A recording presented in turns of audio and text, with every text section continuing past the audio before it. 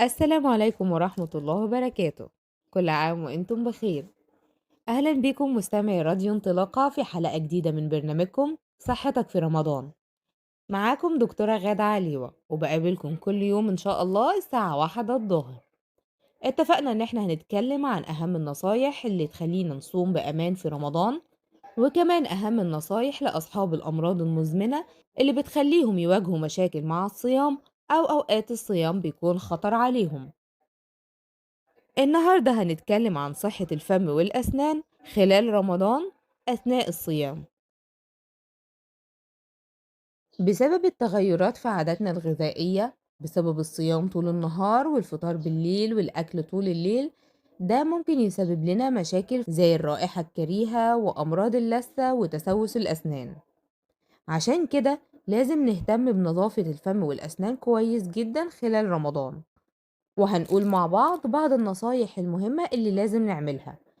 أول حاجة شرب المية. عشان نحافظ على نظافة الفم والأسنان وصحة اللثة لازم نشرب مية بكميات كويسة. طبعا شرب المية واللي بأكد عليه كل الحلقات إن احنا نشرب مية بكميات كويسة من الفطار للسحور.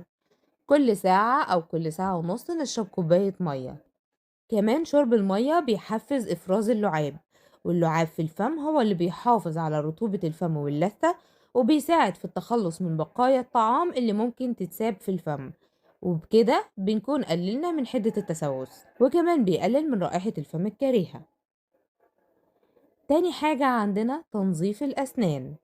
من المهم إن احنا نهتم جدا بتنظيف أسناننا في رمضان بعد الفطار وبعد السحور. كمان تنظيف الأسنان خلال اليوم ما بيفسدش الصيام، بشرط بس إننا ما نبلعش المعجون. كمان ممكن لو في رائحة كريهة خلال الصيام إن احنا نستخدم غسول الفم. هنستخدم غسول الفم مخفف بمية ونمضمض بيه الفم بتاعنا عشان يقلل من الرائحة الكريهة، وكمان بيساعد على تقليل التسوس. وبرضه شرط إننا ما نبلعوش خلال الصيام. لازم ما ننساش اللسان واحنا بننضف أسناننا. في فرش مخصوصة بيبقى الظهر بتاعها في جزء كده مطاط لتنظيف اللسان. لازم نهتم كمان بتنظيف اللسان كويس جدا، لأن بيبقى عليه بقايا صغيرة من الطعام، وده هيؤدي لريحة الفم الكريهة، وكمان هيؤدي لنمو البكتيريا داخل الفم. كمان ممكن نستخدم خيوط الأسنان في تنظيف الأسنان، بس مش هنستخدمها بحدة علشان ما نأذيش اللثة، لكن ممكن نستخدمها مرة واحدة في اليوم عشان نشيل البقايا الدقيقة اللي بين الأسنان. كمان حلو جدا استخدام السواك. غير ان السواك سنة عن الرسول صلى الله عليه وسلم، لكن كمان السواك فيه فوائد كتير، فهو بيقتل البكتيريا الضارة، وكمان بيشيل طبقة البلاك. غير انه طبعا بينظف الاسنان وبينقيها، والشعيرات الدقيقة بتاعته بتدخل بين الاسنان فبينظفها كويس. نخلي بالنا بقى من الأكل اللي بناكله، لأن المقرمشات والسكريات ليها عامل كبير في تسوس الأسنان وأذى الأسنان.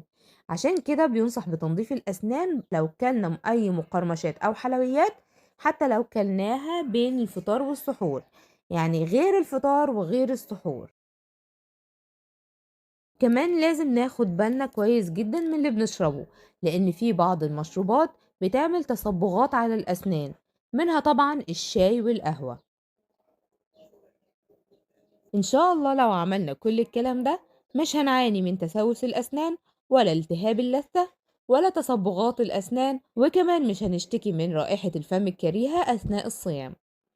بكده نكون وصلنا لنهاية حلقتنا النهاردة.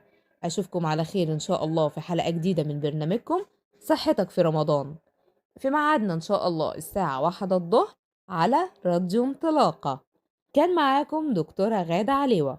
ما تنسوش إنكم تقدروا تبعتولي أي أسئلة أو استفسارات في التعليقات على صفحة راديو انطلاقة. دمتم بخير وصحة. مع السلامة.